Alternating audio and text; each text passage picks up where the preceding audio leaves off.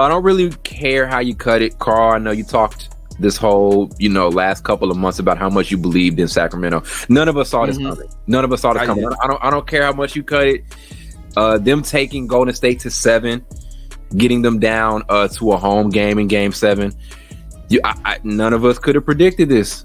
None of us could have predicted it, to be honest with you. I mean, personally, I'm gonna just take credit. I told you I thought they were going to beat them, and I thought they were going to hang in the series, because once I just need to see the first game. Once I saw the first game, I was like, okay, this is going to be a long series, just because I don't know, like, for some reason it's weird. I don't know how, but the Kings just automatically just turned on their defense just like that. And once I saw they were playing good defense to even keep themselves in the game, I was like, they can make this series like a competitive one. Yeah, especially tonight. I think this was the signature defensive game for them. Not only this post or this particular series, but the entire season. This was the worst Golden State shooting game since Game 5 in 2016. Oh, I like that game. Love it. You know what I'm saying? So you go from being a young team that couldn't play a lick of defense, to holding the Golden State Warriors fully healthy to one of their worst performances in a very, very long time. Held Golden State to under 40% shooting. They shot at 31% from 3. That's what won them today's game. De'Aaron Fox, the timely stops he was able to get. He got a couple of really good stops on Steph Curry one-on-one. And that was so dope to see. Like I just said, I didn't think they could turn on that switch. They haven't been great defensively the whole series. I want to say that, but tonight they did what they needed to do, to pick up the slack on that end. Yeah, for a team who we talk about, who the kind of their Achilles heel was defense, they did very well tonight. They made me very proud. I feel like a proud uncle or something, a proud big brother watching them out there playing. I don't know where you stood on Golden State all season, Blake. Like, what was your stance on them? Like, where was your faith level with them coming into the series? Honestly, I thought Golden State could get it done just based off of experience, but I figured that this series would at least go 6 or 7. Okay. Just because of how good the Kings are offensively and the fact that Golden State is butt cheeks on the defensive end. Yeah, I told you all year. I said this is not the team that you think it is. I tried to tell you, and I know Andrew Wiggins wasn't playing for like a good amount, like probably the last 2 months of the regular season. But I was telling you all, it is not the same team. You cannot just turn this shit on. It just doesn't work like that, because they have the worst road record in the league. They got a road win at Sacramento the other day, but I still have a hard time believing they can still win this series. I'm not saying that, but I just have a hard time believing they're the same team they were last year. They're not. So. Yeah. I think we talked about, Blake, you had mentioned it a little bit there. So do you, Carl, Sacramento's experience. I think the number one thing I'm going to talk about this whole series, while it's impressive what they're doing as a team, the biggest talking point is De'Aaron Fox. And he's going to be the biggest. Let's say they lose Game 7. I'm still going to brag on De'Aaron Fox. What he's doing, if we think about it, De'Aaron Fox is the model guy in the NBA today. Or was the model guy over the last couple of years for being such a great player, but he was on a bad team, right? We always have those players that never got to reach their full potential just because their team wasn't great. And so De'Aaron Fox has been that model guy. And for him to respond the way he has the spotlight now, he's on a great team. Your first round, your first playoff experience, you're going straight into the postseason as a top seed. Right, you're coming in as a 3 seed. The lights are on. You have this opportunity now. Now you have to show it. Now you have to show that all of that stuff you were doing in those years prior can translate into the playoffs. His first playoff appearance, he's going at arguably the best point guard of all time. Right, who's probably a year maybe removed from his prime. Probably still in his prime. I think still in his prime. Yeah, even better. And going at him, trading buckets with him, getting defensive stops against him. Like, I don't think De'Aaron Fox has already proved, even if they lose, De'Aaron Fox has already proved so much throughout this series.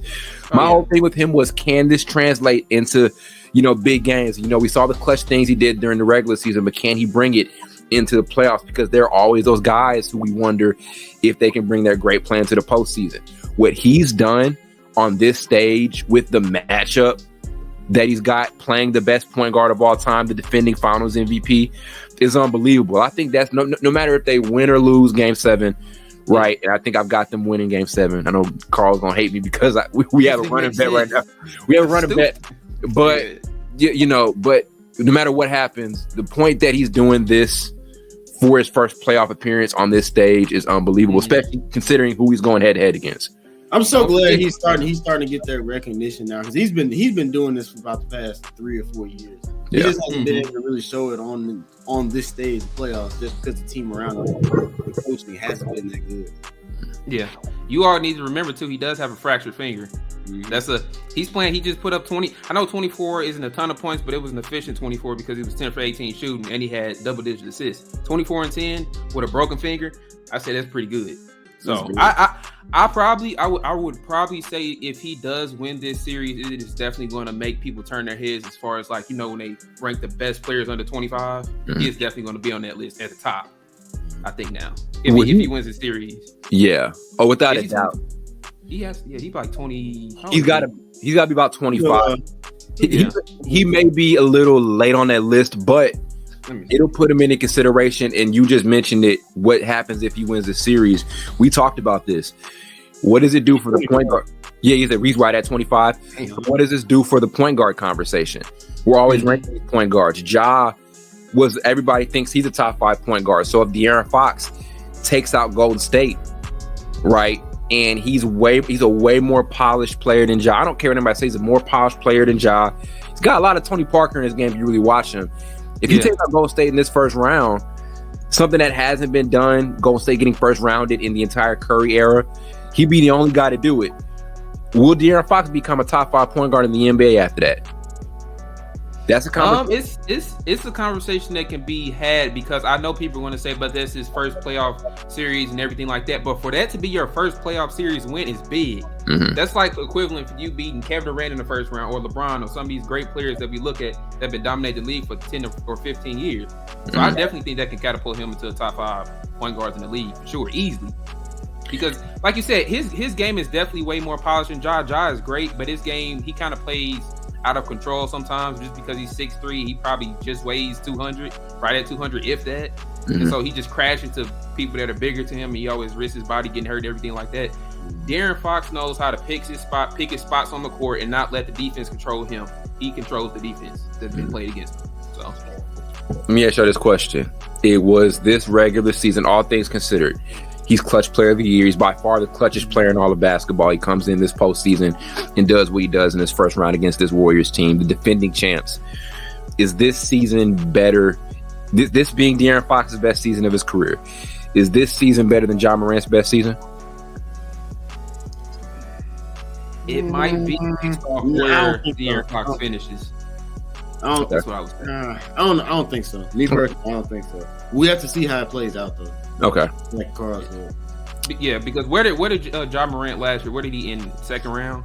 They ended the second round, but he was to Ja's credit, they did get second rounded, but he was hurt. So there is that. Yeah, but in the first round, I'm just being fair. They did win the first round, but Desmond Bane, by stats, was their best player in the first round. True. I think people forget that. They just automatically Desmond Bane was their best player. Like, if it was an MVP award for the first round winner, you'd probably go to him. Yeah. Not Ja, but I don't know. Because it's tough. Because if they beat the Warriors, they're going to run into the Lakers. I don't know if I see them beating them. I don't know. Because Sabonis has been struggling all series long. He can't handle AD. That's going to be he's struggling against Kevon Looney. He cannot do anything with Anthony Davis. Yeah, from a physicality standpoint, 100%. I'm like, that's something that's very noticeable. Here's another thing too. I mean, let's count things here. If Ja goes first round, he takes out Steph Curry. Second round, they get the Lakers and he takes out LeBron. Just think about that, bro. I think the Kings have a perfect opportunity here to have one of the best. This is what makes this postseason so great. The Kings have the opportunity to have one of the best narratives in the history of basketball.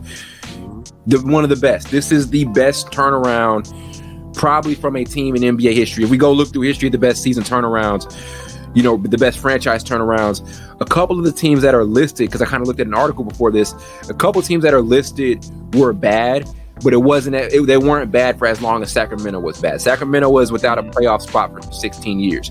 You go from not being a playoff team for 16 years, now you have the table set for you to potentially, I'm not saying they're going to do it, but there's a potential here For you to knock out the defending champs and possibly LeBron James or John Morant, depending on what happens with that series, in the second round. There's a perfect opportunity for them to make this one of the best regular seasons for any team in NBA history, considering their previous storyline.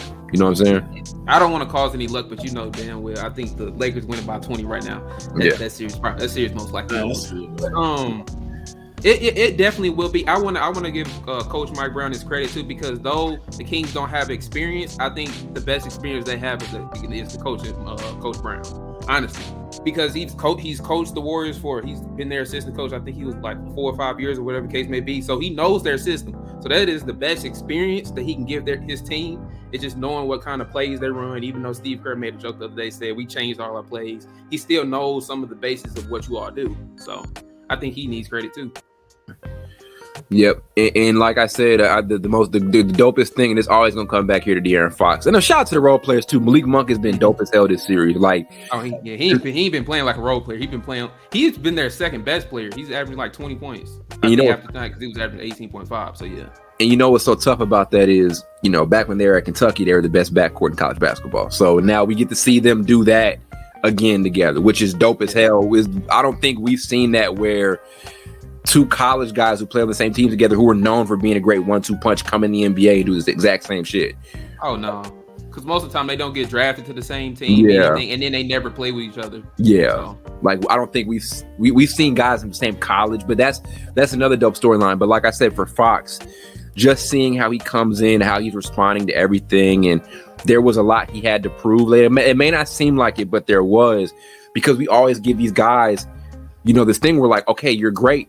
But you're not on a good team. Okay, now you have the opportunity to show that you can do it when it matters, and he's going out there and he's doing it and he's executing it. I don't, like I said, I given the momentum and the point that they're in Game 7 and they have every advantage here, from a mental standpoint and being at home and everything like that, even though they're still in California, I'm gonna pick them to win Game 7. But even if I know that pisses Carl off because we do have a running back. You know what I'm saying? But just from a logic standpoint, especially after the night, I'm like, I don't think Golden State's gonna beat them. Yeah, I'm leaning towards Sacramento. Yeah, everything's on. Bro, I can't stand. I got you, Carl. Let's give Carl's credit. He was the first one to call this. So you're right. You were right. Okay, they might. Don't jinx them because you all saying all this shit. They might lose. Yeah, yeah. I don't know if Golden State was supposed to me. If they were going to win this series, they should have won it today. This was the right moment to win it in a home crowd, because even though they have a road win this series versus the Kings, they struggle on the road. Everybody knows that they're not the same team. Yep. And the way they came out was like lackadaisical and just like they didn't care. So that's concerning too. Yeah. That thing about struggling on the road, it comes down to this game. It comes down to Game 7. That's their biggest struggle. That's the narrative for There's the narratives here. The biggest narrative for Golden State this season was that they sucked playing on the road. Now it comes down to one game on the road. Can you win this one game on the road? And like I said, mentally, you're losing to a team that has no playoff experience. Their best player has zero playoff experience. Mentally, they're screwed right now. So like Blake said, every advantage right now goes to Sacramento, in my opinion. You know what I mean? One of the best adjustments they made this game tonight was they didn't let Draymond Green score 20 points. It should be no game where Draymond Green is scoring 20 points to get you. If you let that happen, you're going to lose. Yep.